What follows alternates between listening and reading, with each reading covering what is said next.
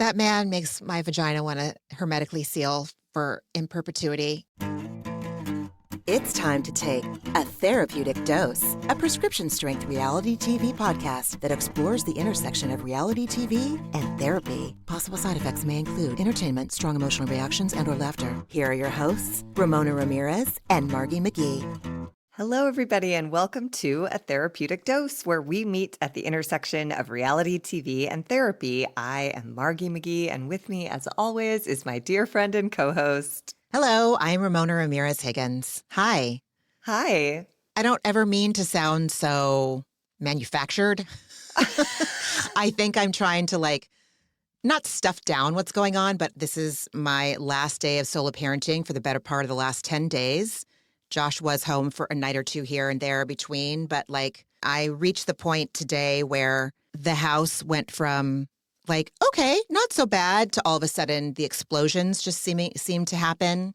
Also, I can't talk about Pokemon cards anymore, and I can't remind somebody to drink water anymore. And, it just all of this stuff that I feel like my brain's shit the bed and said, just flip me off. She's all, I don't know, bitch, figure it out. Let me know when I can come back. Because this motions to everything is some bullshit. It's a lot.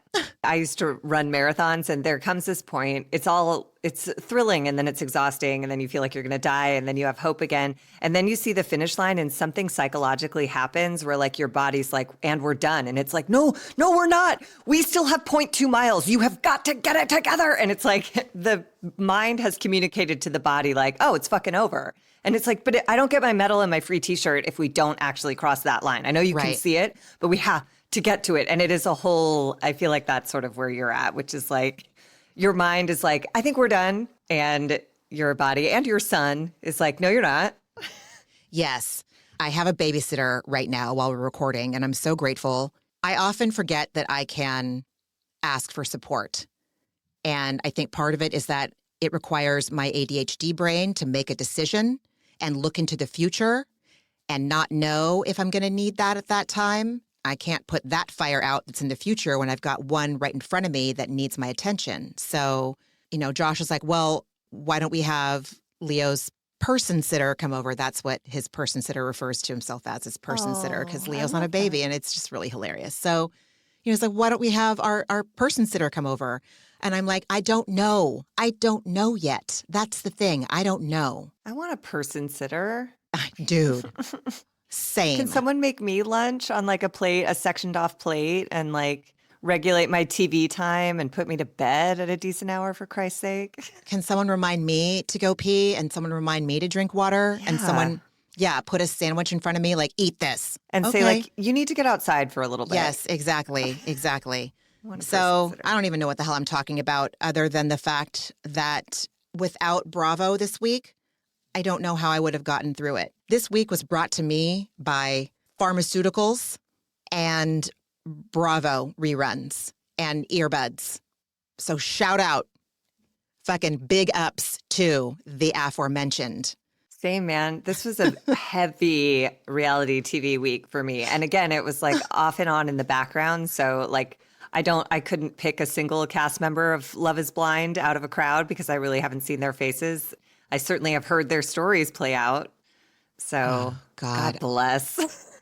God bless. I only knew it was on when one of my favorite, typically non-Bravo podcasts, I saw it come up in my feed.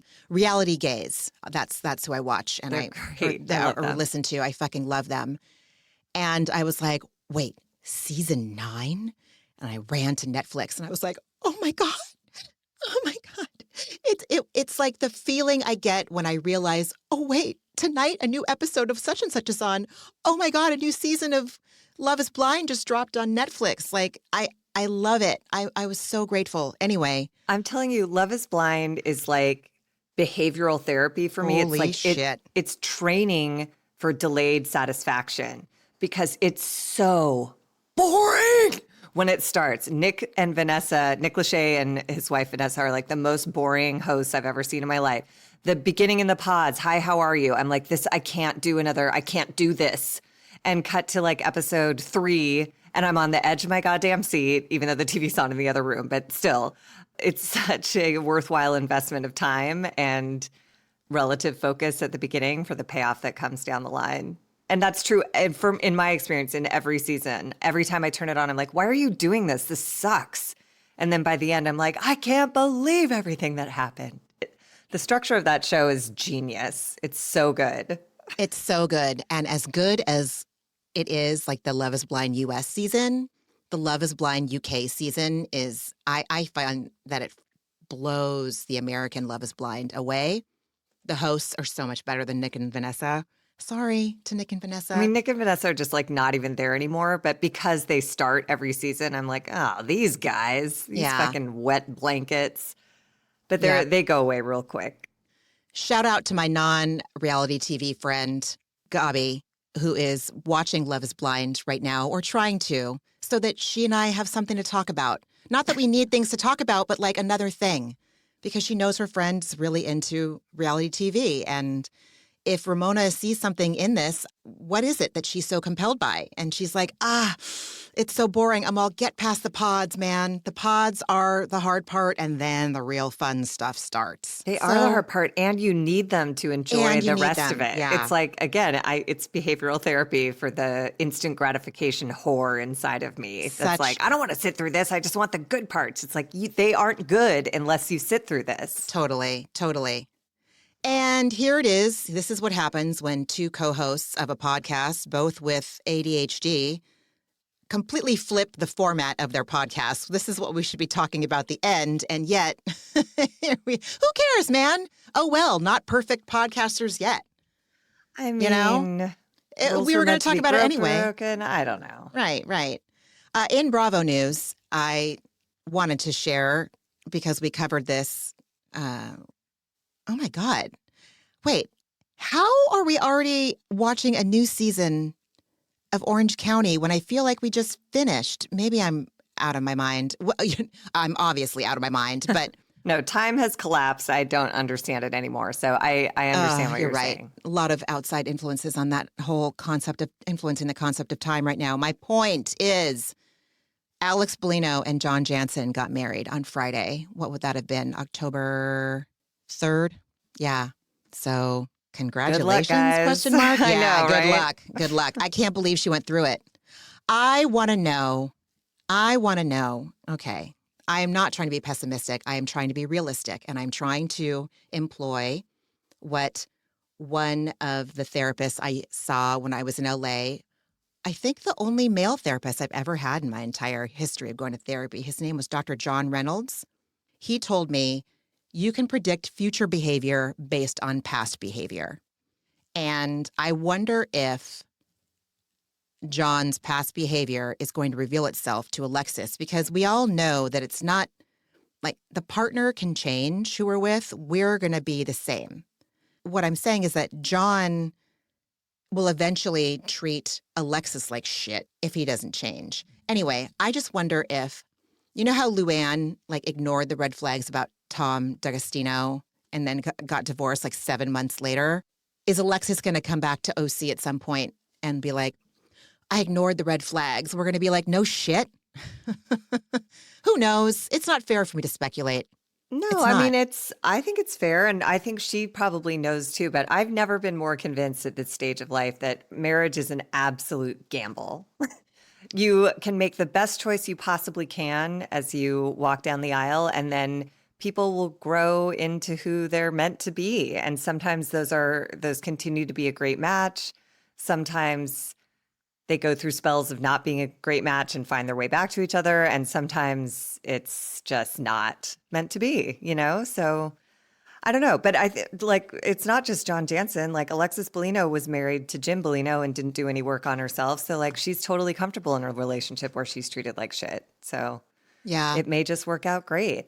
You're right. I couldn't tolerate his drinking bothers me. His drinking bothers me too. I couldn't tolerate that. And it's progressive, so I worry, that there's going to be safety issues and stuff. Especially for someone who was so high and mighty about Shannon getting busted for her DUI. I'm like, dude, you are right you are in lockstep with that woman, if not ahead of her, in how much you consume and your bad decision making. So like, let's not get crazy. I think the only thing I can wish Alexis right now is via con Dios. Go with God, which she likes to do anyway. So even though I'm coming from it, even though the intent behind it, the subtext, thank you, that's the word I was searching for. The subtext might be a little like, a little judgy. I had a friend who told me there was a man I was going to marry. And she said to me, she's like, I would love to go to your wedding, but I would never want to go to your marriage. And I was like, whoa. And that brought it right home because we were so fun out in the world. We were a great time. We threw great parties and were great at everyone else's parties and stuff. But this was a very close friend of mine who knew the day to day of like the problems, like we had major issues with where like our value systems did not align and like major stuff like that for the long term would have caused some serious problems. So anyways, that's kind of how I feel like about Alexis and John Jansen. It's like, I bet it was a nice wedding and I would never want to go back to his bachelor pad and boat with the two of them, with the Mr. and Mrs. His face is not my cup of tea. I know it takes all kinds, and I know I shouldn't rip on people's looks. And I'm not ripping on people's looks.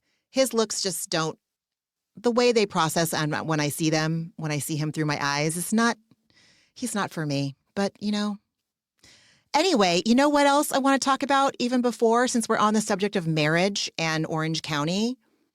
Am I going to go here right now? I don't know where you're going. You tell me if I'm crossing a line. So the hypocrisy of being with this man, living with this man, Gretchen Rossi and Slade Smiley, and having a child with this man, and having little prayer circles outside of cars before she goes on a road trip to Heather Dubrow's house, and talking about God, the loopholes and the Swiss cheese in all of this shit, just like the Mormon wives. She's not married. My understanding is that if you are of the religious ilk that Gretchen is, that you must be married. Now, I don't give a fuck if people are married before they have kids. I just want the kids to be brought into a situation that they are going to be loved and nurtured and cared for with the dignity and respect that they deserve. That's my only requirement. If you're going to go and say how everyone should live, and if you're not living like that, you're a sinner, but then you're living with someone that you're not married to, I know that there are two kinds of Christians. There's the kind that's like the hypocritical kind, and then there's the kind that's like, listen, bring me your, oh no, that's the Statue of Liberty. But same concept. Jesus and Lady Liberty had a lot in common. And bring me your poor, they love some bare feet, both of them. Bare feet and sandals. We don't turn people away here, feed everybody. And then there are the kind that are like Gretchen. And if someone would look me in the eye and say Slade is a righteous man walking a righteous path, I'd be like, you sure about that? It just struck me as I was watching this week. I was like, oh shit. Ramona, I'm going to freak you out right now by telling you are delivering Tamra's confessional statement on the whole issue, where she said something to the effect of people who proclaim their religion so loudly, it seems sinister to me. However, it's weak coming from Tamra. It has value coming from you, but from Tamra, who based a whole season on becoming a born-again Christian and ended it by getting dunked in a swimming pool by a priest, it's hard to be like, yeah, no, Tamra definitely, she's never pulled that stunt. And she's so you spot it, you got it with that stuff. I'm like, it takes one to know one, dude. I think she's jealous that Gretchen has something to, I don't know. It's all, I don't know. I guess I'm with you. I don't care if they're married or not. So I don't give a shit. And I don't hear her preaching everyone should be married. I have a real problem with the people are you should do this, and then they don't do that, She does that in other ways, though.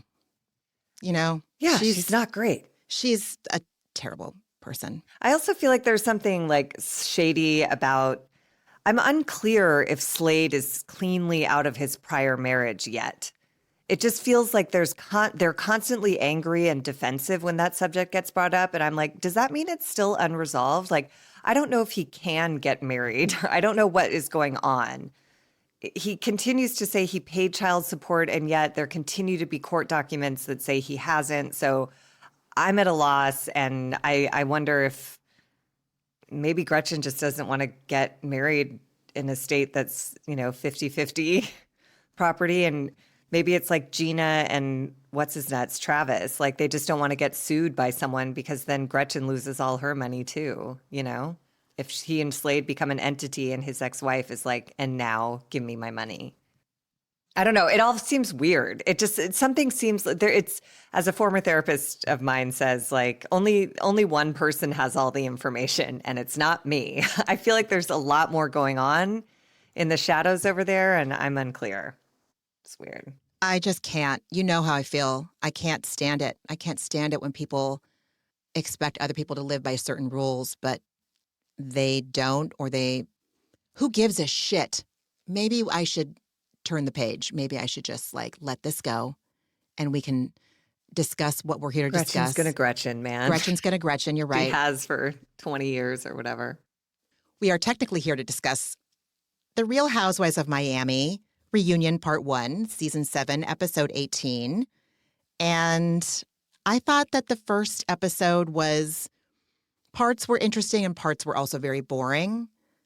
Just well-tread road we were on here. It was like, okay, we've all been down this. But the only thing that was new about it was everyone's attitude. Like Guerdy, oh God, I am so on your side, but your martyr ass attitude on stage, I was like, you are in the right and you are making me want to stop listening to you.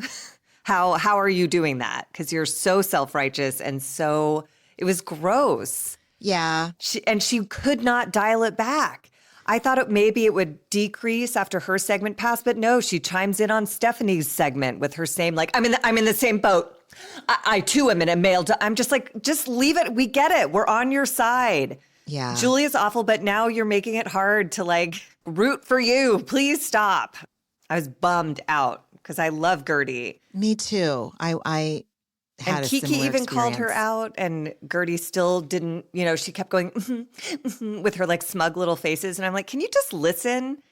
Kiki is rad, and she's really trying to communicate with you, and she's hurt. On social media, it sounds like Guerdy just released the hounds on Kiki. And Kiki was like, could you not do that? And Guerdy was like, well, I don't know. I know. Ick. I had to have a little conversation with myself. I was like, oh no. And I'm like, why am I expecting Guerdy to be this way? Because if she's not, then how can I think of her in this way that I have in my head? I don't know how to explain it. I didn't like being disappointed. Very much in the right, but Yes. Same. I just was like, please, don't bring. But you know what? It was such a good look at what I must be like when I'm so righteous and I'm so fucking smug and I'm in the right. And so okay, you can say whatever you want, but I'm in the fucking right. And so I'm going to be a bitch. And I certainly have that in me. And certainly when I'm on such high ground as Guerdy is in this fight, but it weirdly undercuts your authority. It took it away. I think that's what I was protective of her. Yeah. And I didn't want any of these other assholes to have what they considered would be more ammunition. That's exactly it. Yeah, I was like, no, please don't give them anything. It shouldn't matter. But this is not a rational group we're dealing with, or it's not rational in my opinion. And it's also, they're here to be housewives, and it's my problem if I forget that. Well, and it's like I'm fully capable of behaving exactly how Guerdy did. Mm-hmm. And it's such a good lesson for me to sit there and be so uncomfortable and screaming on the inside, stop it. So that maybe next time I get really smug and shitty and rest on my laurels and sit back like some fucking holier than thou queen, that's how I come off. Ew. Yeah. Don't do that, Margie. Yeah. It's not good for your case. I hear that. So we have arrivals and glam, and I am the first person to admit, when Stephanie got out of the car, basically in her, call time is probably 5:36 in the morning in order for them to have glam and then get to set by 10, 9? 11:30 they started. Jesus. Ish, 11. But she comes and she looks like perfectly coiffed, perfectly made up head to toe, carrying a huge Birkin and then a not so huge Birkin on the seat, right? And I was like, what's everyone else getting out of the car wearing? So because I'm petty, I rewound it a couple times. I froze it just to see. So Larsa's wearing exactly what I would wear if I would go to a reunion. I'd come in like some baggy ass, yet still cute sweats, a tank top, a cute shirt, probably a flip-flop because it's me and I'll wear flip-flops every goddamn day. Honestly, I would have gotten married in a fucking metallic flip-flop if I could have found one at that time. My point is that half the cast got out in cute clothes, like cute real, not real clothes. Sweats are real clothes, goddammit. So I was about to say like real clothes, but justice for sweats. Holy shit, no one called for this. I'm so sorry. My point is that I wanted to hate on Stephanie because I have been all season, but other people got out of their respective Suburbans in similar outfits as her. But I was just annoyed.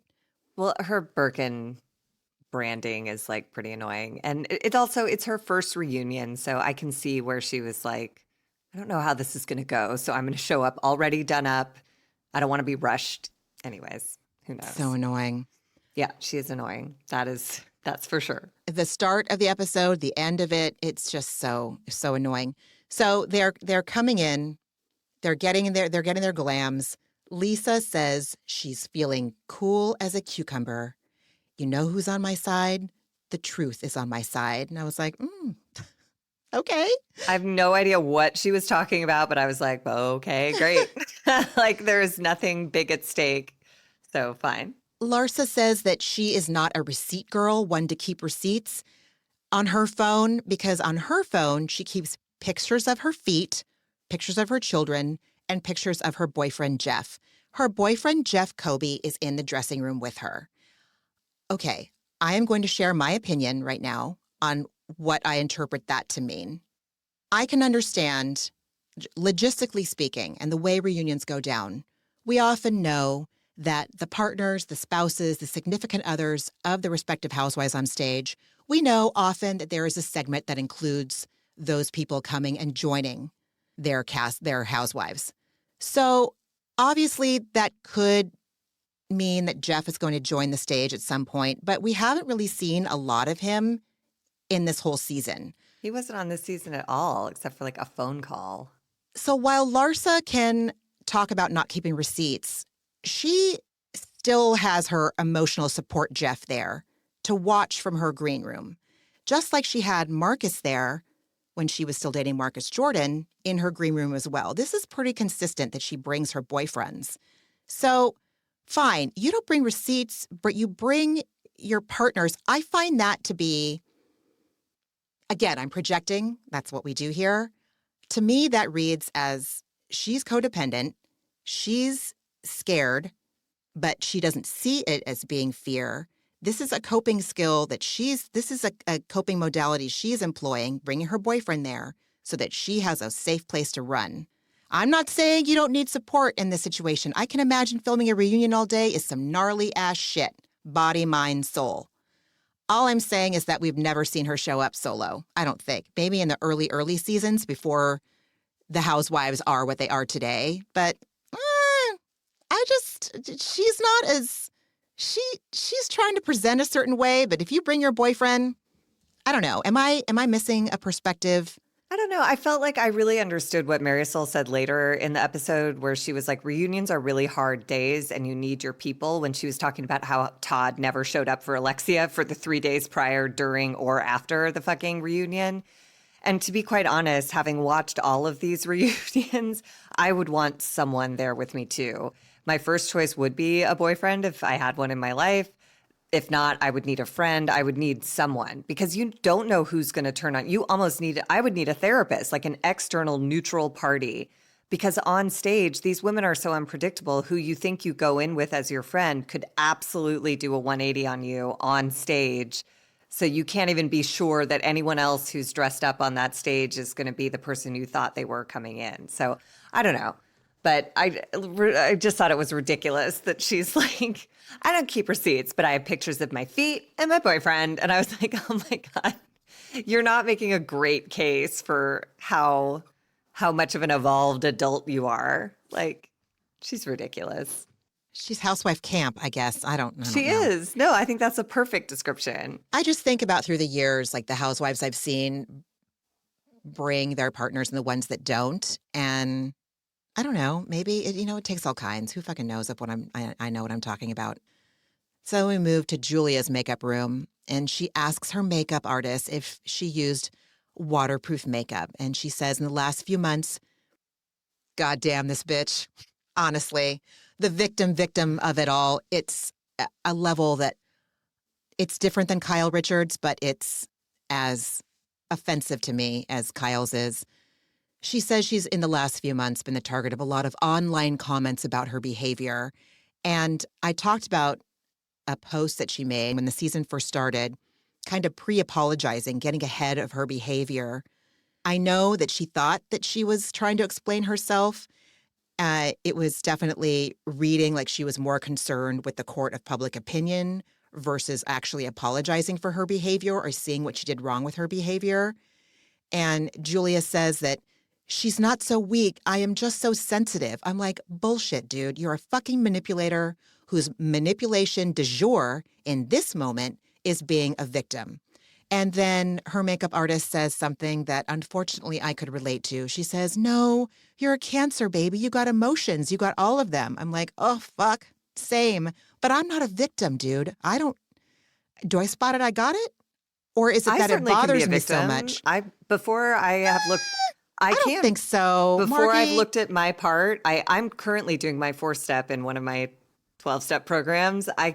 I am certainly a victim before I reach the 5th column where I look at my part. It's just it's human nature. I don't think there's anything bad about it. It's literally just like I was hurt and harmed. Here's by who, here's how, here's what it affected in me. And then I can get to what was my part. But not until I've been hurt and harmed and Gerdified my world by going like, well, I'm right. So who cares what my part is? I'm right. It feels like because you eventually, sooner or later, sometimes sooner, sometimes later, take it to your 4th step or whatever we do to process it. Like, I don't know if I ever feel, no, that's not true. I don't want to lie. I was going to say, I don't know if I ever feel like a victim without also spending some time thinking about what my part could be in it. But I'm not equating myself to Julia, though. Okay. I will say that because I'll be honest, I thought this whole crying scene was premeditated for the cameras. I think this whole performance was her fucking opera du jour. And I was fucking over it from the minute she started crying. Great job working up some real tears. But I think it's all for the camera. And I think the bomb that she dropped at the end was a fucking red herring so that people would stop staring at her and calling her racist. That's what I think. So many things. And it caught my things. attention for a minute. Yes. I was like, oh my God, you actually slept with Adriana, but you're still maybe not racist. But again, we'd talked about it before, that unconscious bias thing. I thought it was so gross when Adriana was like, or maybe it was Larsa who said like, I don't even think she knew she was going to throw the water on Guerdy. I'm like, that's grosser. Don't you understand? Because that means her basest instinct was to dehumanize another woman at a wedding reception. That's grosser. Sorry. It's a worse character trait.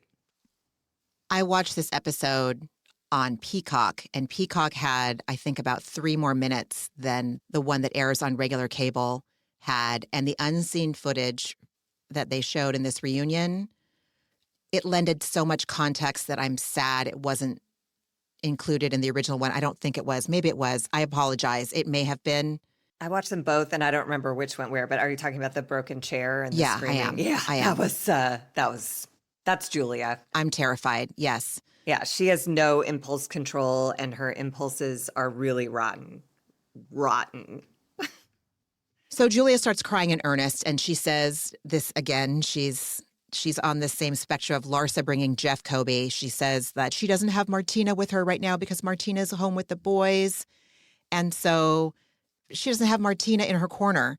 And Martina doesn't have to answer for the accusation that, you know what I mean? This works out real nice for everybody in that family. I think she wanted Martina there only because she knows she's going to get skewered by fans again when Andy Cohen reads social media comments or skewered by her castmates. But again, I think she planned not to have Martina there so that she could say, I was with Adriana outside of my marriage, and Martina doesn't have to come on stage to face that publicly. Interesting. Now I understand what you're saying. I don't trust Julia at all. Oh, no, me I think either. every move she makes is calculated and it's shitty. So again, I'm probably now overcorrecting on that side, but I just find her I just think she's manipulative and slimy, and I wouldn't trust her as far as I could throw her. So we can deduce by this next scene that Julia has texted Marisol and Alexia because, her new BFF duo swoop into her dressing room, and we learned that it was at Julia's request. The three of them hug as Julia wails, I just wanted you. I just wanted you. In front of the cameras while the cameras are here pointed at us. Oh. She's an emotional terrorist. Andy compares Kiki's look to Cher. I loved what she was wearing. And Flawless. Then Andy speaks to Marisol and Alexia in Espanol a little bit. And listen, I cannot fault that man for his comprehension of Spanish when mine is also... He was earnest, and I really loved how Marisol and Alexia gently corrected him to, it's almost like encouraging him to keep learning, as opposed to being like, you're too stupid, you'll never get this. Yes. He was way off the mark, but I love how they lovingly took the puppy and put it back on the pee pad so it didn't have an accident on the floor. Oh my God. Sweet. So at this point, oh my God. Yeah, fucking Stephanie, dude. In her little thing, of course, they've got to include when she's in her dressing room, guys, I'm serious. We have 11 minutes. Shut up. We get it. She's a boss. Ramona, she's a boss. She's never multitasked more in her life. She's so busy. The world would absolutely come crashing down without her condo efforts. She's ridiculous. She's ridiculous. And her outfit was absurd. Talk about it. I don't even know what to say about it. It was the wrong color, neon green it appeared to have rhinestones and feathers, and it rubbed off on the seats, which means it's cheaply dyed fabric. I watch Project Runway. When they go to Mood, all the fabrics they get are color fast dyed, not the kind of dye that rubs off on a seat. What is happening? What is she doing? What is she trying to pull? I don't know. I mean, you know me. I love to be extra. I have worn shoulder pads and sequins and, I don't know, fringe at the same time, but, whatever, interchangeable. Snake skin, fake fur. Yes. You can pull it all off. Again, her clothes wear her. She doesn't wear her clothes. It was terrible. This is a terrible outfit. Terrible. Startling. Lisa arrives on stage on time before some of her other castmates. And as someone that also has ADHD, we are dopamine deficient people. If she's anything like me, you work really hard and you do something that is everything in your biology is fighting against doing that thing, like showing up on time, or for me, solo parenting this week. I have gotten a lot of dopamine hits by getting through days and situations and minute by minute in a way that does not mean I'm going to have to say sorry later for a way. I have done a kick-ass job, and I have gotten dopamine hits from doing a kick-ass job solo parenting this week. Lisa, I hope, also is experiencing dopamine hits from every time she shows up early or on time to something. She appears to be, doesn't it?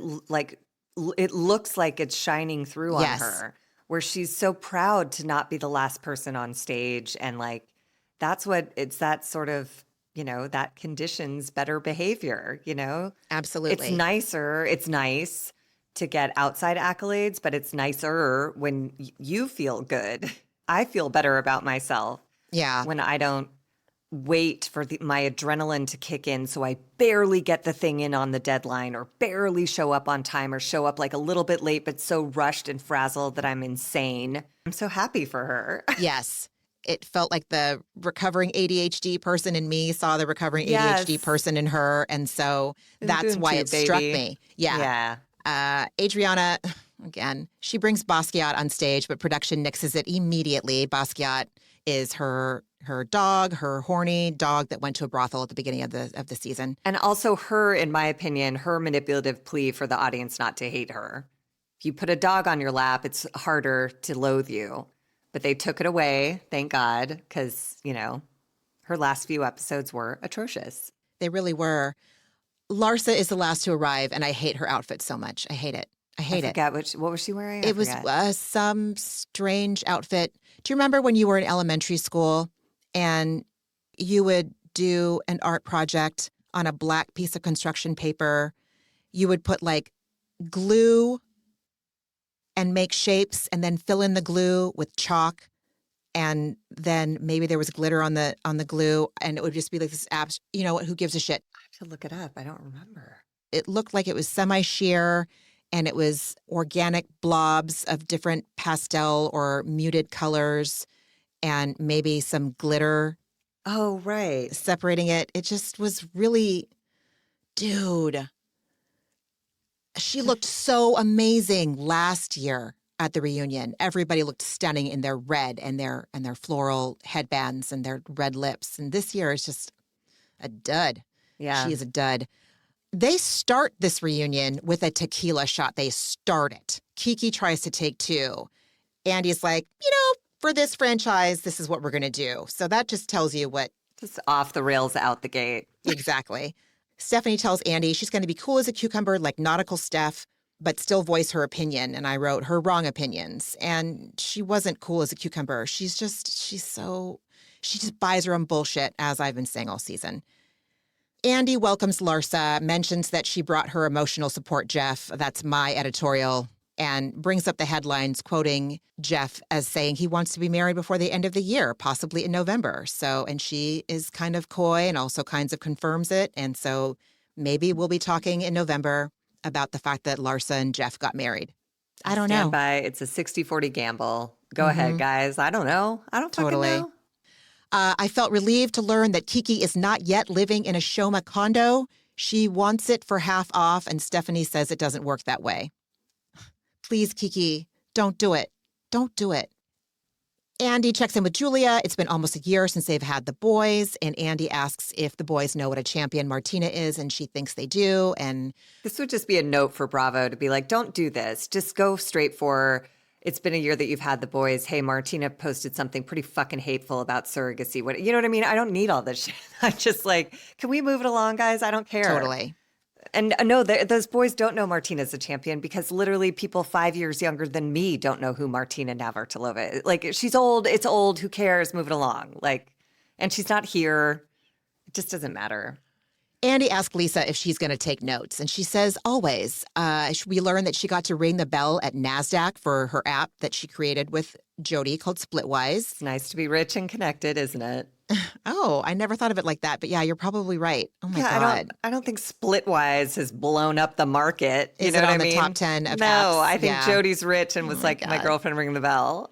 So she says that ringing the bell was on her bucket list. And I was like, I bet she feels really good about helping create and develop that app. Like she's been beaten down by Lenny during the divorce and before the divorce. And I have had opinions about her, which again, I reserve the right to pluck from those opinions when inevitably the goodwill that she's curated with me is going to fall because she's going to say something or post something that I'm going to find completely abhorrent.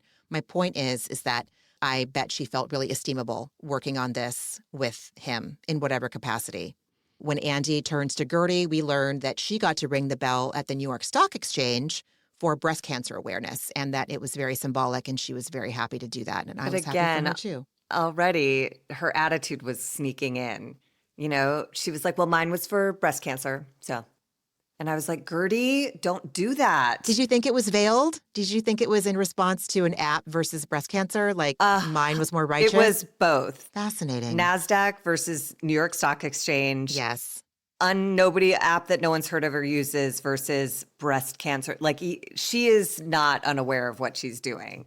Fascinating. The stink was starting to emit from her pores. And I was like, no, please, no. And then the tidal wave came in.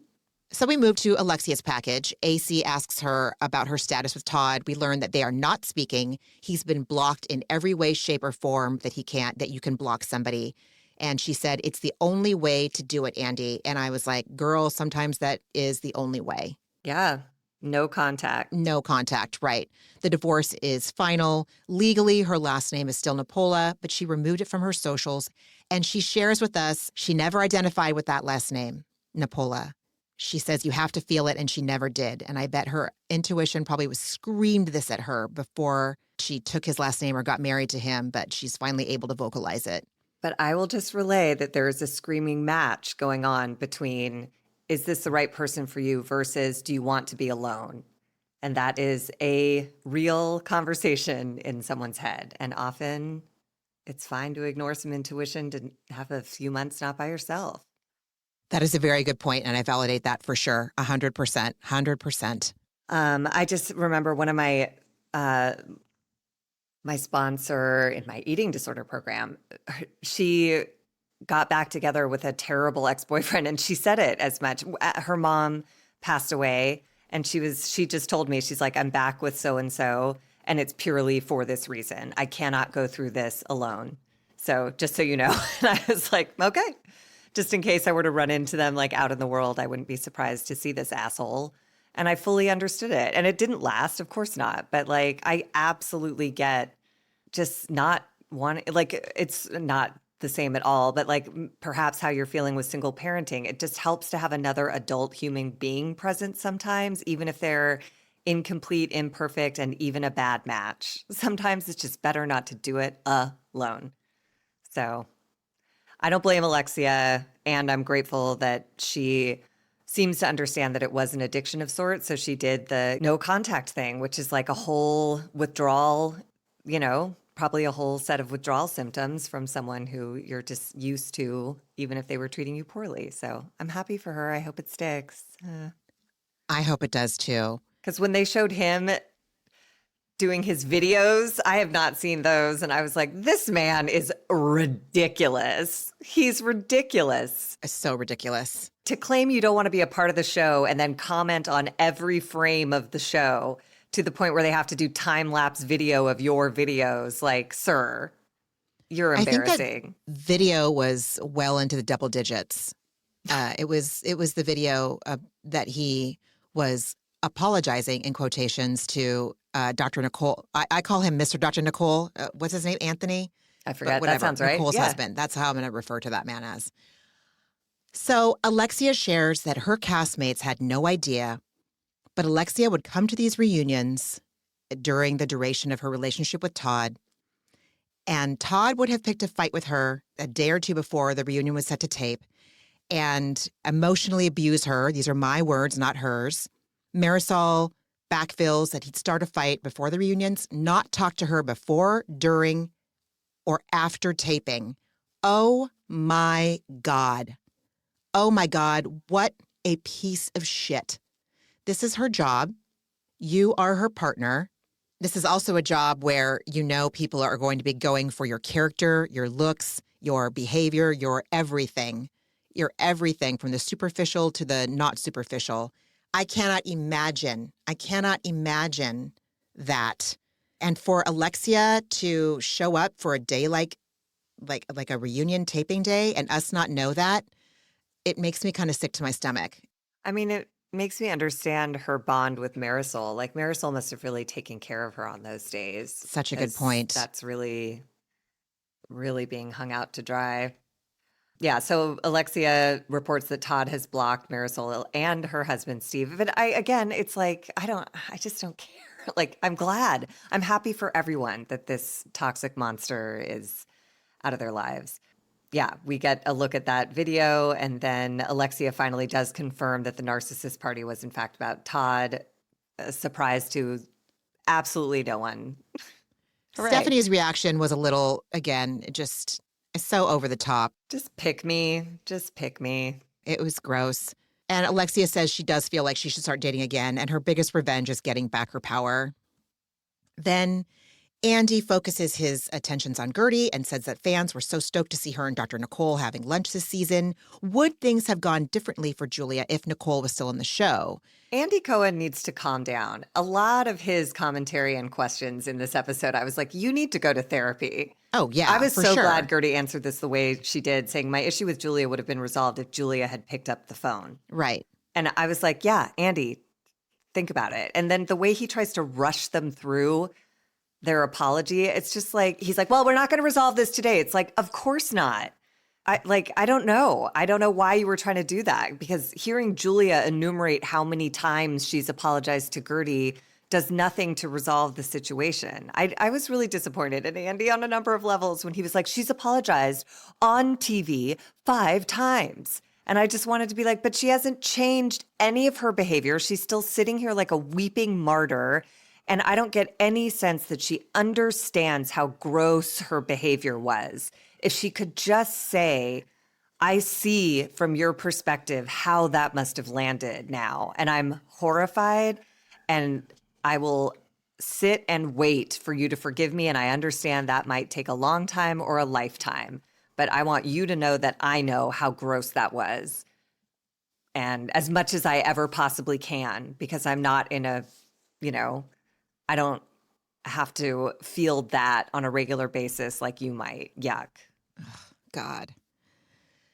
So then we venture into one of the more difficult parts of the reunion, which is Andy's bringing up the water throwing gate at the beginning of the season when Julia throws the water violently at Guerdy at Marisol's wedding dinner. Alexia says, looking back, she wishes she would have said or done something, and said that how Julia disrespected Guerdy was not okay and right. They were all in shock at that moment, but there's no excuse they didn't stick up for Guerdy. And Larsa, in her response, or in her opinion, she kind of like first halves me for a minute. But when she brings up Guerdy not sticking up for Larsa in 2022, when Adriana threw water on Larsa, it's just so like, I found this whole segment to be frustrating because it felt a lot of like, yeah, but. And I hate that. Take responsibility for your shit that you did. If you are so inclined to point out what the other person did, that is something that I need to look at. Okay, I'm not going to talk about you. I'm going to talk about myself, the collective you. I'm going to talk about me. If my main point is to point out what you did wrong, oh my God, why can't I fucking talk today? She's being defensive, and she thank shouldn't you. be. However, I will say it was illuminating to see the footage they played where Guerdy was like, 100. nobody sticked up for me. Nobody said anything. Cut to footage of Marisol clearly saying, this is out of line. We do not do this. And I mean, that's at the table. She says it to Julia later in the bathroom, which is whatever. But at the table, she said that was not okay. And Larsa, too, very clearly with the camera focused on her, says, like, that was not, we do not do that. We do not throw water. This was not okay. Were they comforting Guerdy? No.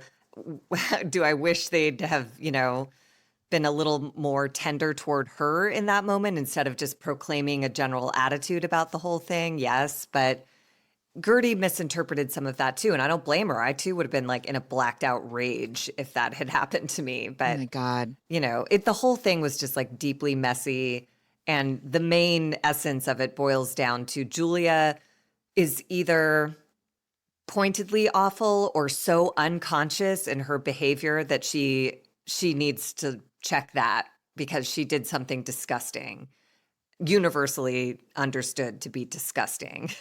So anyone who's justifying it needs to back off and just let this moment live independently, as Julia did something gross, and she cannot bring herself to appropriately, earnestly apologize for it. And that this whole section, I'm with you, was exhausting, because it was just Julia with her like sad face, her sad opera face. I've already apologized. Yeah, well, it didn't land. So you need to find a way to actually, what do you need from me, Guerdy? Don't put that on her. no, You fucking figure it out. It was you awful. decide, you tell her that I will be here when you're ready to have a conversation. I will wait for you, Like, I don't know, but like, don't keep kicking the ball back over to the person who's already nursing a bruise. oh my God. We're seeing footage from over the years of these castmates throwing things at one another. This is ridiculous. I can't believe I wrote these sentences down. Like, Alexia brings up that Kiki threw a juice box at Lisa. Again, these are grown people. Marisol and Alexia tell Guerdy she didn't do anything a few years ago when Julia threw an ice bucket at Marisol.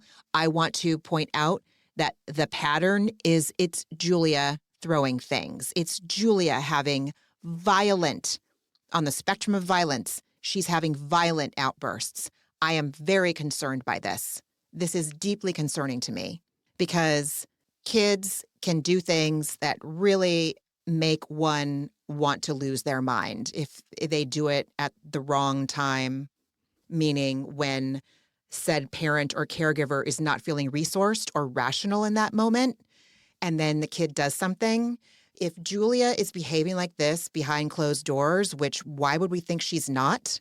She hasn't really shown us that she is taking responsibility for any of her behavior in a clean way. It's scary. She's dangerous. It's mostly because she just won't acknowledge that that's what I find scariest, is that she won't say like, yeah, I really lose my shit. I got so enraged at a baby shower that I broke a chair and shrieked at the top of my, she's insane. She goes to a really scary place.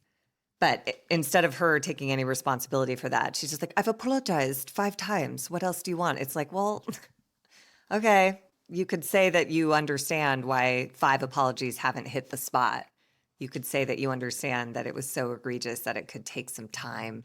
Or Andy could have stepped in and said such a thing. Oh, but instead, he's no. like, what do you want, Guerdy? Let's wrap it up. Well, okay. I guess these guys aren't going to solve anything. It's like, God. Of course fucking not. God. There is a lot of unseen footage that, again, the editors just they love to fuck with us. And when am I going to learn? When am I going to learn? So they did, in fact, say things after the fact.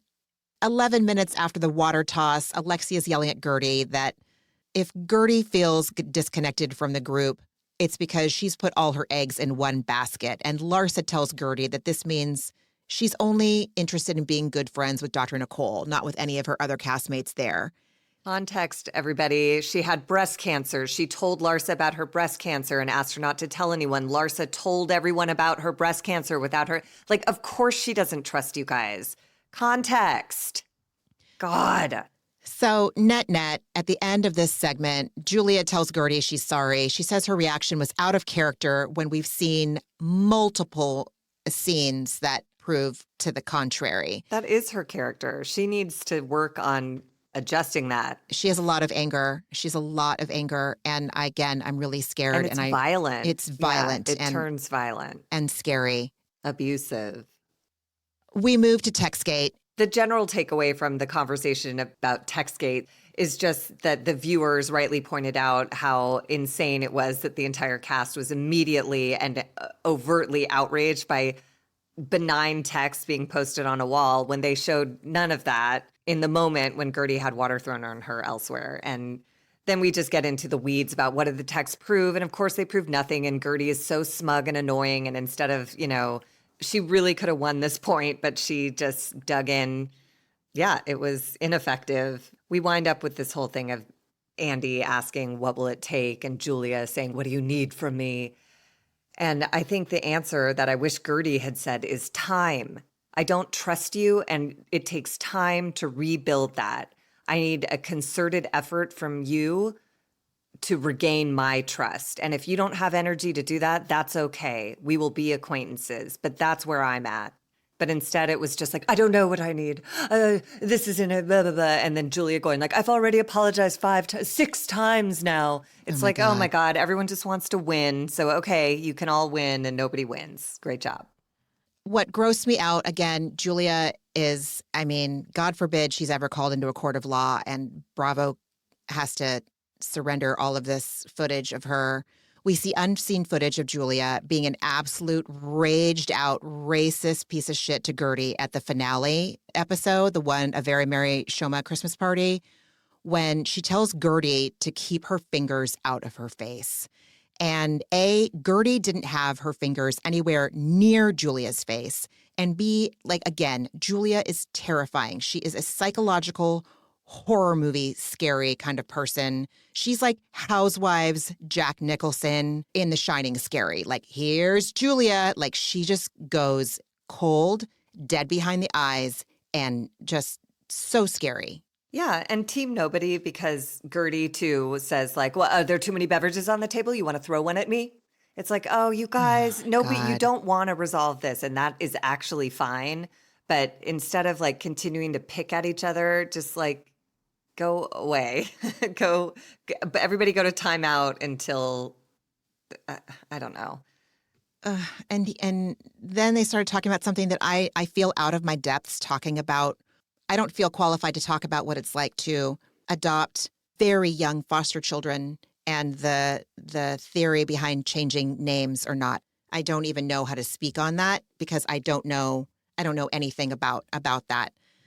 Julia said her boys were getting hate, which I call BS. Like, even if they were, it's manipulative to bring it up on, to use your boys to bolster your argument is gross. yeah. And she says it's in response to Guerdy posting on social media that she never judged Martina for anything that she has done in the public eye. I have, let alone question them for renaming their adopted grown kids. Also gross. Very manipulative also. Yeah, both of very them are manipulative. just hitting below the belt and nobody's likable and Team Nobody. Gross. Julia says that she did consult child psychologists about the name change and did it for their safety and privacy, I believe. I mean, if it's for their safety, that makes sense, but it's also should never, on either side, that should never have been brought into the conversation. The fact that Julia is claiming she wants their privacy protected and for them to not receive more hate online, and then in the course of a reunion brings them up, it's like, dude, I don't believe you. Your actions do not follow your preaching. So whatever. Guerdy lost me a little bit when she is like listening to this and acting like she doesn't know what they're referring to with that particular Instagram post that was like saying, I didn't judge them when they renamed their children. Like, that was not okay. And Guerdy asked Julia to just admit it's not about the cruise at all. Julia agrees, but just wants to move forward. Moving forward, just wanting to move forward is like, I hate that. You don't just get to do that. You don't get to say sorry and move forward. Sorry is the beginning of the process of changing your behavior and earning someone's trust back. But nobody on that stage has access to that information, it appears. And so Andy is just like, let's take a break. Oh, God. So when they return from the break, we move to the Stephanie package, which starts with her dress leaking green glitter. And while it's okay for her to leak the green glitter on the couch they're using to tape the reunion, she will not be wearing this outfit on the plane. And she's leaving directly back to Miami after this because she has work and has literally never done this much multitasking in her life. And it's like, bitch, if you're so busy, shady, grifter, green outfit wearing Barbie, if you're so busy, why are you doing this show? What are you doing? What are you doing? Why are you doing this if you're so busy? She's so fucking annoying. Yeah, she's not busy. Water wet. Yeah. Right, exactly. So Andy does read posts from viewers, tweets, what have yous from viewers about her near constant flaunting of wealth. Stephanie then makes the most tone-deaf, lack of nuance, privileged, ill-fitting blanket statement, clearly rehearsed comparison of seemingly flaunting her wealth, comparing it to Super Bowl winners wearing their rings. She's proud of her wealth, and her wealth means she worked hard and made the right decisions. Bitch, if it was only so fucking easy to work hard and make the right decisions, then a lot of people would have more financial resources than you do. Also, she didn't build her own wealth, okay? She walked into someone else's life who had that set up for her, and I'm not convinced that she, without that partnership, could do it on her own, nor should she have to. But just stop talking to us like this. And also, not to be a dick, but like, Super Bowl winners don't wear their rings around. Like, they wear them for an Instagram photo and then they put them like in a display case in their home. The only people I've ever met wearing Super Bowl rings out in the world are the players you wouldn't recognize unless you said like, is that a Super Bowl ring? And they say, yeah, I played for the blah, blah, blahs on blah, blah, blah year. Tom Brady doesn't wear his 7 fucking rings around town. Do you know what I mean? Like money talks, wealth whispers. Like Right. players who you recognize don't wear their Super Bowl rings. Players who you wouldn't know do, because it's an interesting part of their history and I'm happy to learn about it anytime I see one. But like, you're wrong, Stephanie, on so many levels. Go away. Oh, please, God, don't let her come back. I just don't know. She's coming back. I know, you're right. She's just ignorant as fuck. Andy wants to know what she learned about herself watching back. And she says she learned that her tone comes across as harsh when it's not what she means. And she trots out again, I work in a male-dominated industry, and so that's why I talk the way I do. She says that she can't treat her friends transactionally. She loves deeply, but doesn't express it that way. And this is where Guerdy, I was like, Guerdy, come on. The whole time Stephanie is saying these things about working in a male-dominated field and her tone being misinterpreted, she's like nodding in solidarity along with Stephanie. I mean, Guerdy is a high-end events planner. I don't know. A lot of the event planners that I've met or know about that are like the super famous ones like Guerdy, they're women, so I don't know if it's a male-dominated I worked in catering for industry. like 10 years when I first moved to Los Angeles, and not a single male event planner. Mindy, what the fuck was her last name? Mindy Weiss. That's right, Mindy Weiss. And she was terrifying, you know? So like, and it's not because she was working with other men around her. It's just because that's the personality type that you need to put on gigantic events night after night, day after day. Guerdy was really just off her damn rocker. I don't know. The only other thing of this that interested me was when a viewer asked if she'd made progress with her sisters.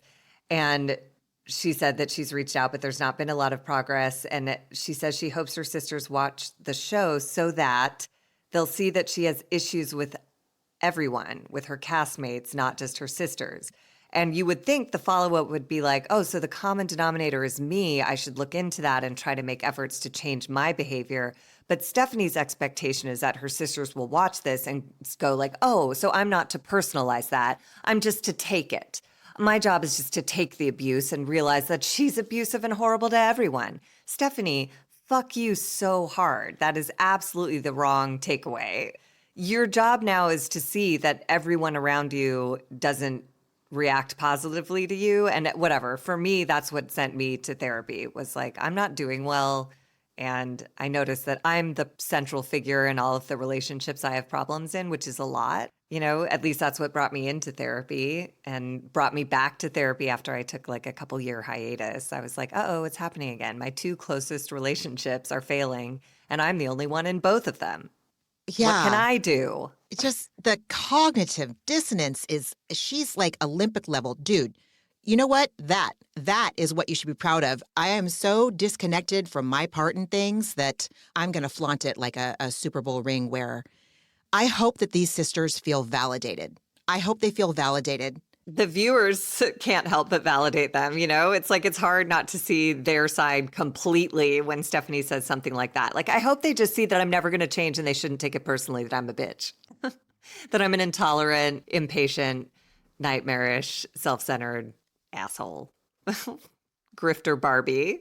The Reddit sleuths, unmatched by any private detective that I've ever known of peripherally, they posted clips from a podcast where Stephanie talks about Masood's daughters don't talk to Masood. They don't talk to her. And then she's blaming the daughters and she's blaming stuff on the ex-wife.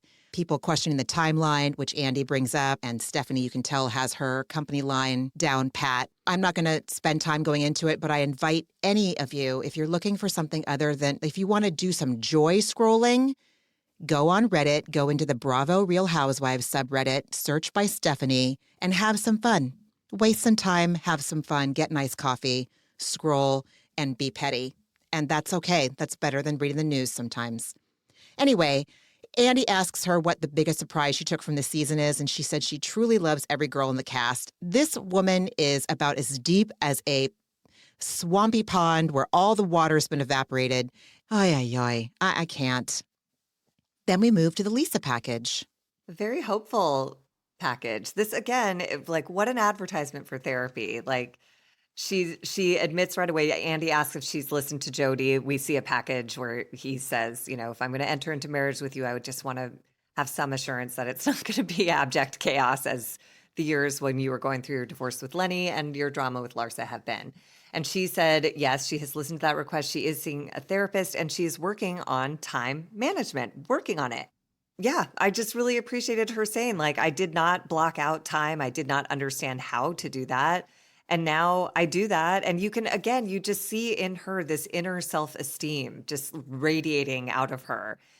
And that is so unusual for a housewife to say something that normally is just self-congratulatory. But for her, it's just an expression of self-esteem. It's not like, and I need you to recognize that I'm doing that. She's just like, no, I am seeing a therapist. I'm getting help. I'm getting better. And Andy asks, like, do you all notice this? And everyone says, like, absolutely. There is an absolute change in her behavior, which is what we keep talking about, the difference between an apology and making amends. And so Lisa is making living amends for being a chronically late person by seeking outside help and applying it to the best of her ability imperfectly, because she's human. It's not going to be great all the time.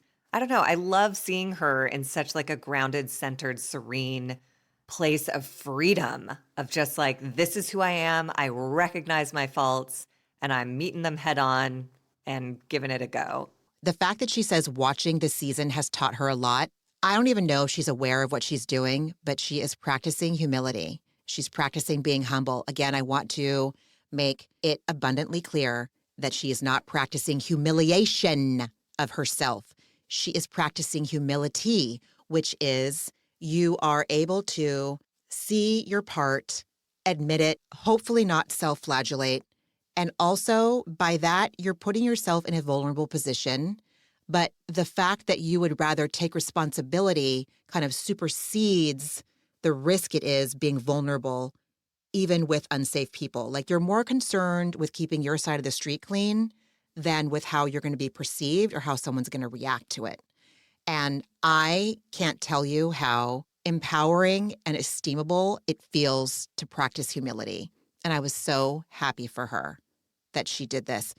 She says compared to 3 years ago, she feels night and day. The demise of her marriage changed her fundamentally. She didn't recognize herself and feels 180 degrees from that person now. And looks and acts and behaves 180 degrees. I don't recognize Lisa. Lisa Hochstein was filed under do not like forever in my brain. And she has emerged from that file into like, not sure if this is permanent, but into it. Totally. Like so, glad when she's on screen, wondering what hope she's going to bring me. And the way she fields all these questions, like Andy asks how co-parenting is going, and she says it's very challenging. It's going, and she just says without any victim, oh, it's so hard. She just says it's not going well right now. And she says it's a high conflict situation. And she just says it very matter of fact and doesn't need anything back from anyone. She's just reporting these are the facts and it's unpleasant at the moment.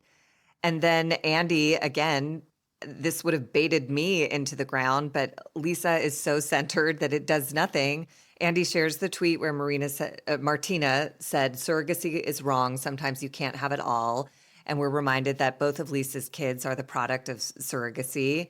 And she said, I was shocked. I was surprised that it was real. And I had hoped she would retract it. And Julia's like, oh, she took it down. And I let her know we disagree. And Guerdy, in one moment of correct smugness, says, like, taking it down is not a retraction. And that is true. But Lisa was not baited into like, fuck you, these are my children. Your wife said this.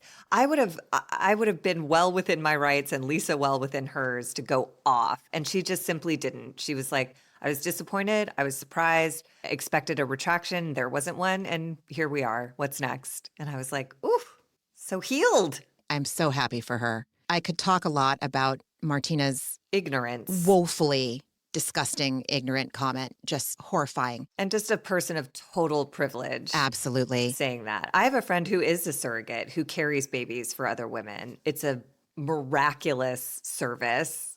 It's amazing. And I think if Martina took any time to get to know any human being on either side of that and asked any specific questions, she might, like all of her views, they're all just so blankety and bullshitty. It's like, do you know any people? Have you sat down for even 30 minutes to have a fucking conversation with a human being who's having this experience? No, you just take to Twitter to hate and shame, and it's so gross. It is. I agree. So then we enter Godfather, Godmother Gate with Adriana and Julia. Julia says that she has not asked anyone to be a godmother yet. Adriana was not in the running, even if she had. And this is a huge dagger in the heart to Adriana, especially given that she wrote letters and advocated for Julia and Martina in their process of adopting the boys. Yes, but you're not owed anything in You're return. right. Like, You're and not. also not to be rude, but like, and I don't fault anyone for not bringing this up, but it occurred to me that Julia and Martina are old. The godfathers are old. If you're going to put a godmother in the mix, can you grab someone in their 40s or 50s? If Martina and Julia both tragically pre-decease, whatever, pass away, I don't know that any of these godparents will still be here. Do you know what I mean? I think they put two men on paper so that the adoption agency could say, aha, they have two godfathers, so there will be male influence. Like, I just don't think any of this is real. But again, I'm so steeped in Julia conspiracy theories in my own head. I can see how I literally shape everything to be like, everything she does is bullshit and it's all for show. And I can't be on her side ever. I'm so mad at her. So then we kind of pivot from godparents to the conflict between Adriana and Julia. And we see tape from 2021 where Julia asked Adriana to get engaged, to be BFFs for life. And while it's running, we see Julia grasping Larsa's hand on the couch for support.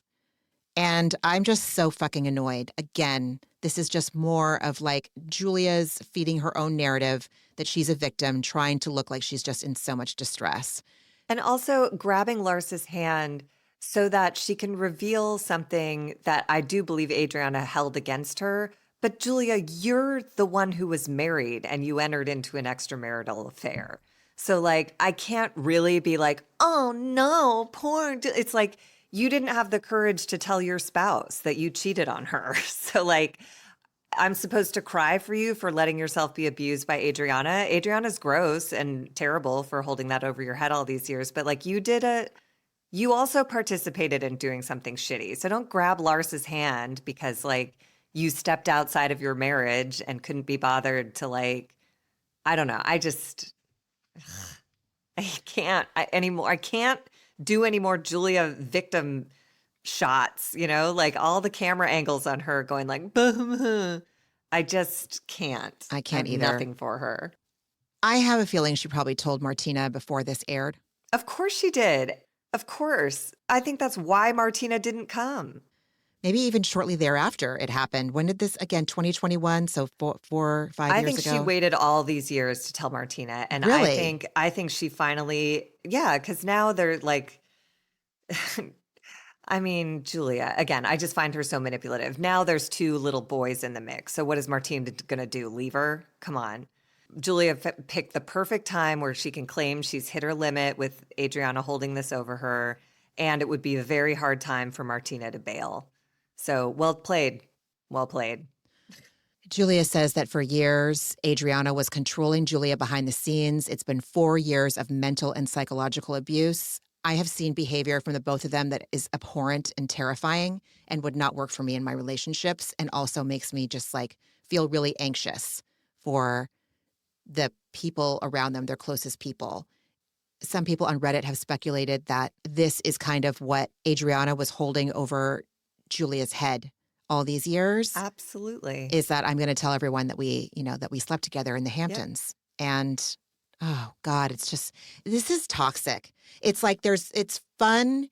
And then this is like about destroying lives and marriages. And true, but it also comes back to, again, it comes back to Julia. Julia stepped outside of her marriage. Julia could have told Martina at any time to stop the abuse. And yes, she has lots to lose if she were to do that. But that is what taking accountability for your actions is. So Julia was on the receiving end of abuse because she insisted on keeping a secret. So team nobody. Team nobody, for sure. Hardcore team nobody. Adriana's a dick for using that. And Julia had, at any time, she could pull the ripcord and just tell Martina and live with the consequences of her choice. I just can't.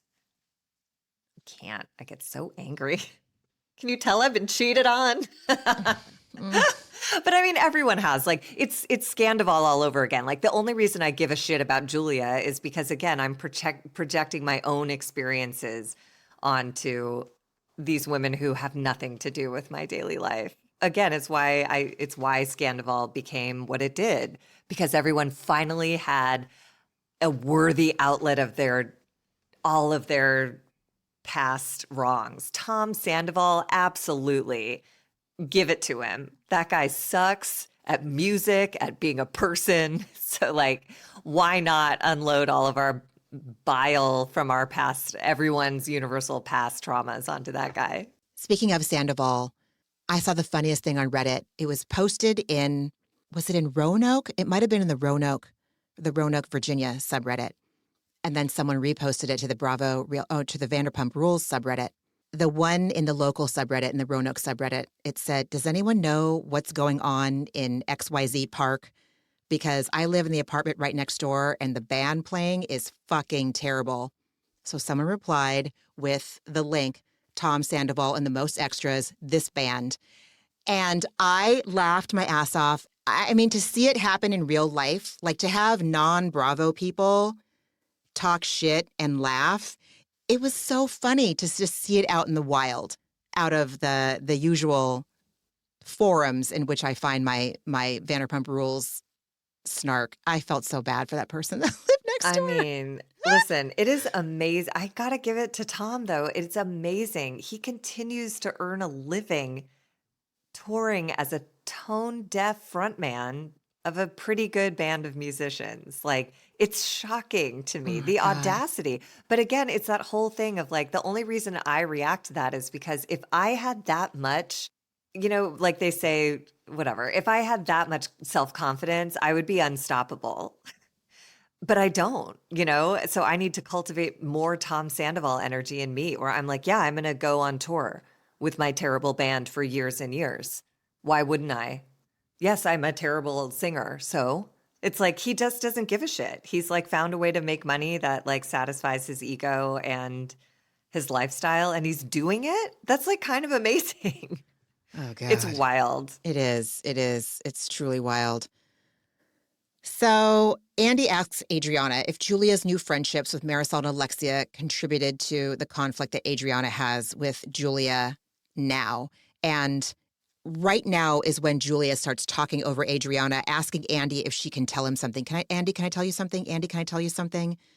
So meanwhile, Adriana's trying to answer the question, and she feels that once Marisol started being friends with Julia, she felt like Marisol started to have a malevolent influence over her, enabling Julia to bring her true self out. And I'm like, that sounds a little, when an alcoholic is like super in their disease and they start making up these like paranoid stories, and then they're like, yeah, that's it. That's what this reminded me of. Just like conspiracy theory that has no base in reality, but I guess, I don't know, Marisol also seems like a real quasi-malevolent Wizard of Oz. There's a lot of shit we don't see, and in this particular franchise, it's like dark shit we don't see. We don't see some evil shit.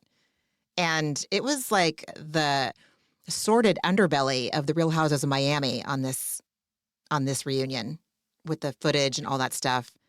Andy finally lets Julia share, and she says that she has something to say that may bring clarity to why she and Adriana are where they are now.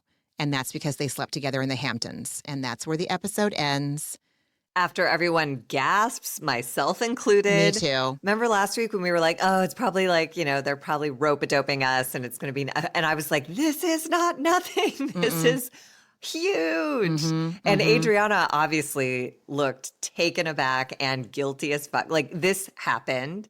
And now I'm fascinated to see, like, this is a great cliffhanger for a 3-part reunion. Absolutely, like, it is. I Totally. will be back for part 2, no doubt. And again, the sleuths on Reddit, can't recommend it enough. I don't know how many plugs I've given. someone made a post with like timelines, screenshots, receipts, fucking everything in a post. And it's like, this is where it all went down. This is what led up to it. If we needed it to be spelled out for us, we're the idiots, basically. But there was a whiff of it all along. For Like sure. that always felt like this feels like it. I just always thought like, ooh, this really could cross a line. I hope they're being careful. And I just always assumed they were, and they weren't. So there you go. We also don't know like what kind of arrangement or agreements that Martina and Julia have. You know, we don't. Except have that they if it shared was- that? Well, no. I think Andy asked something and she says, you know, our relationship was in a bad place. And it's like, okay. Like that's the case for anyone, you know, I don't know. I can't say, but I don't think you keep a secret for 4 years while you're being abused if there isn't something to lose in your marriage. If she and Martina had an open relationship, then like, I don't know why Julia would let Adriana hold this over her head for 4 years if it caused her this much pain. I don't know. Unless, I just don't know. It's like I want to go into Lisa Hochstein's mind and kind of like poke around a little bit, but I don't want to go anywhere near Julia's thinking. She scares me. Her way she rationalizes and sorts things out like that. I don't want Once she finds the way to be a victim, she can justify anything she does. So gnarly. It seems she's found a way, and now she can justify that behavior. So great. Friend, what else did you watch this week? Oh my God, so much. So I watched Love is Blind and I have not watched all 6 episodes, but I watched like the first 4 and it's great. Orange County I watched. I was fascinated by Heather's storyline about needing people, like so unfunnily needing people to take her seriously about her. Obviously, she's a sitcom goddess. She's hilarious comedy force. I'm back in my Mormon programming. I watched Welcome to Plathville. I watched Sister Wives. And then I also watched Special Forces, the first episode. And one of the husband on Sister Wives is on that. And Cody Brown is a real piece of work. So that was Cody Brown overload. And that's where I drew the line. And of course, Salt Lake City. That man makes my vagina want to hermetically seal in perpetuity. I believe that is his purpose on this planet. Oh, my God. There are 4 women on the planet whose vagina could unseal in his presence, and he found them. And 3 of them left. He's horrific. God, he's so dumb and annoying. God. But I'm kind of loving him on Special Forces for that reason, because he's not the beloved patriarch there. He's an annoying old man.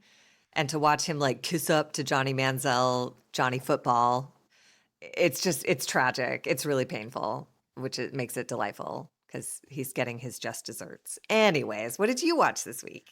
I also watched Love is Blind. I watched Orange County. I watched Salt Lake City. And again, old episodes of RHOM. I think I'm on season 9 right now. This is the one where Luann falls in the rose bushes when they're in Mexico.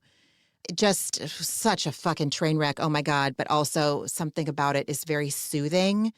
And so I just put my headphones on while I do my chores or while Leo's doing his homework and I'm prepping dinner at the same time. It has been a talk about Bravo saving my mental health. Like this week, it was such a tool. Just like my ADHD meds are a tool, this is such a tool. This Peacock app that gives me access to 10-year-old Brony episodes so I can fucking function. I can high function. And I used to judge myself so bad for having the TV on during the day. Maybe neurotypes don't need the TV on during the day to keep them company while you do mundane shit around your house or work or whatever, but it helps me. I am more productive and more emotionally settled when I have a podcast or an old comfort show to keep me working and distracting me from the thoughts that are constantly going in the football field of my brain where everyone in every single seat is screaming directions to somewhere I've never been before at me. So, fuck yes. That's also an antidepressant of mine. So I will just segue into that if that's okay. Yes, I have. It's funny. On my desktop of my computer, I have the clip of Luann falling into the bushes Oh my so that God. anytime I just need like a little pick me up, I just watch it. And it's so joyful.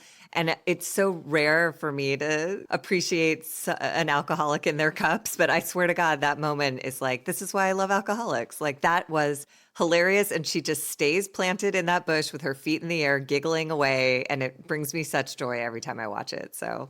So It's like funny. 3 seconds of absolute, like, it's just a shot in the arm of like, yeah, that's funny. And I love Housewives and I can get back to doing whatever work was boring me at that moment. Anyways. Watching Dorinda when she's drunk is so uncomfortable. She's Mm. so, the arrogance, like Lisa Hochstein, humility, Dorinda, just so much arrogance and such a lack of humility. Like, you're not going to hear apologies coming out of her mouth.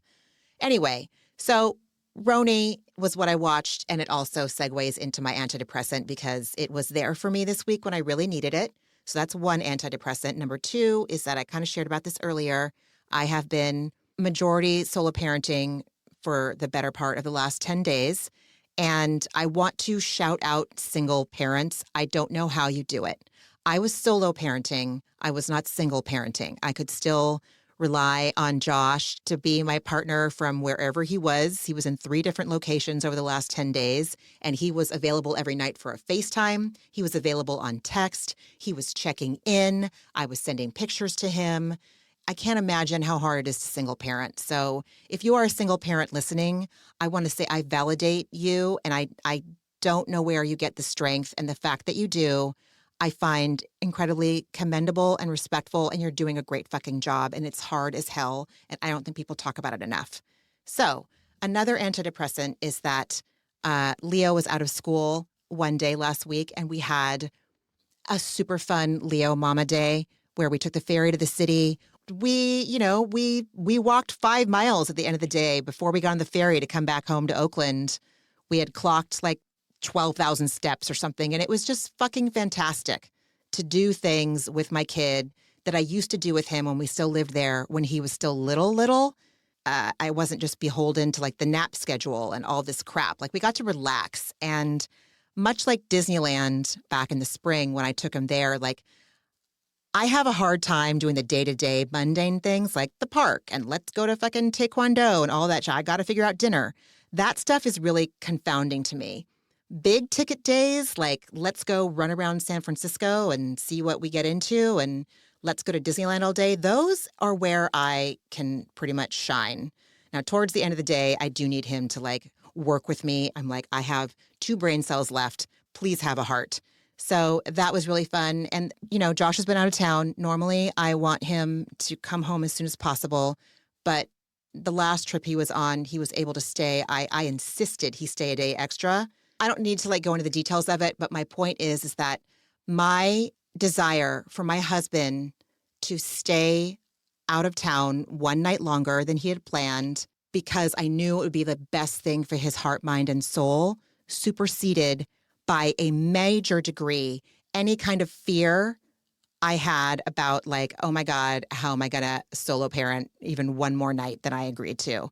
And I was like, you're staying for that thing, and I insist that you do.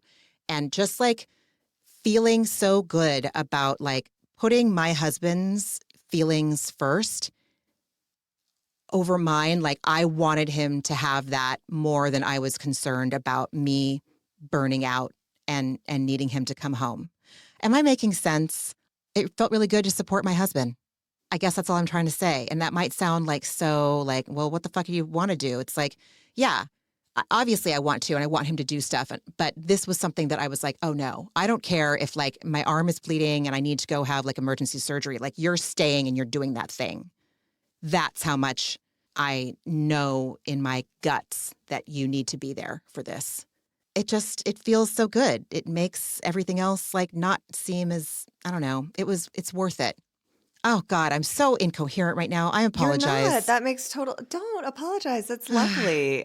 It's a really lovely sentiment. And it's the fact that it's it's not from a place of obligation. It's from like a Yes. place of genuine service and Thank you. love is like, what could be better? Yes, yes. It felt like I was being of service. Mm-hmm. Thank you. Thank you. That's exactly the place I was coming from. It's not because it was the right thing to do to let him have one more day. It's like, I want you to have this, of course. And I know that he has historically gotten these like frantic calls or text messages from me when he's been out of town. Like, I don't know how I'm going to do this. This is so hard. Oh my God, I'm dying. I'm drowning, you know? And so part of me insisting that he stay longer, I set a boundary with myself. No matter how stressed you get, this is not your husband's problem. This is going to be for you to manage like a grown-up, not beat myself up, not like lie, but like, how do I want to say it? Like suck it just up. for one day. Just it's for that one whole day. thing of like, I can do Yes. anything for 12 hours that I could not do for a lifetime. Thank you. Yes, exactly. I really wanted to show him like, I'm not just going to say I can do this. I am going to live that I can do this and make different choices than I've done in the past because I've felt overwhelmed. Anyway, so those things were my antidepressants. Yeah. Bravo. Awesome. A trip with my kid, and then insisting that my husband do something that he absolutely deserved to do. It's a great cocktail of antidepressants right there. I agree. Pretty Thank you. solid. Friend, how about you? I have a couple. I just came from today is St. Francis Day. So St. Francis is like patron saint of the animals. And so all different kinds of religious institutions of all denominations, people bring their pets for blessings. And so I went today to one such organization and got my dog a little blessing amongst throngs of animals, cats, dogs, snakes, iguanas. Like this place was just teeming with like everyone from like little kids to like the ultimate elderly with all sorts of like little pet companions. And it was so sweet. And it was just, I don't know, it was just like a lovely little community thing. And it was also, the address was given by someone who's a hospital chaplain. And so he was talking a lot about how like grief and joy walk hand in hand. There was a lot. And that feeds into my other antidepressant was, so the woman who ran my end-of-life doula training, her name is Elua Arthur, who happens to be Bozoma St. John's of Real Housewives of Beverly Hills, her sister. She released a book called Briefly, Perfectly Human, and I finally started reading it, and it's so good. And it's been so, I don't know, all of these things have had a lot of meaning. The 1-year anniversary of my friend Gavin's passing was last week.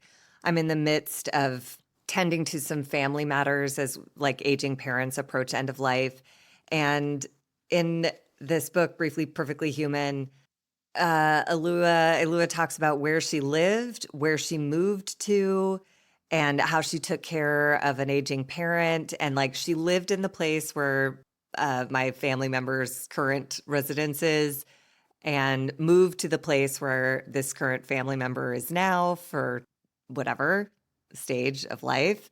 I don't know. I'm being vague because I'm also feeling like protective. I'm immersed in like family memories and old family pictures, and I'm feeling so many things, and being amongst pets and listening to this book about the brief, perfect experience of being a human being on this planet is, I don't know, it's just been profound. And one of the things she says in this book, she says, home was an elusive feeling for me, so I had to find it in my body.